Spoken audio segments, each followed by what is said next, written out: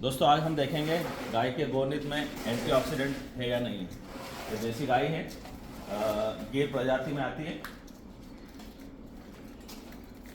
ये मीटर है, वो आरपी मीटर, हम इससे चेक करेंगे, है ना। अगर माइनस आ रहा है मतलब एंटीऑक्सीडेंट गाय के मूत्र में है।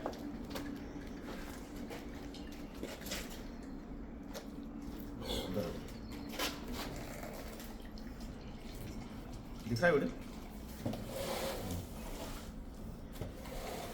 ये हमने लिया है, दूर का थोड़ा सा मीटर ऑन है, अभी ये प्लस में आ रहा है। अभी हम देखते हैं, मीटर देखिए, ये देखिए माइनस में आ रहा है ना। ये गोनीत अभी आपके सामने लाइव दिया है हमने, थोड़ा पीछे ला, ये देखो है माइनस में। कितना माइनस है ये? 125 बढ़ते जा रहा है। ठीक है, गाय के गोनीत को अभी अपन ने देखा है, ये एंटीऑक्सीडेंट है इसमें, ये माइनस। ठीक है, थैंक यू।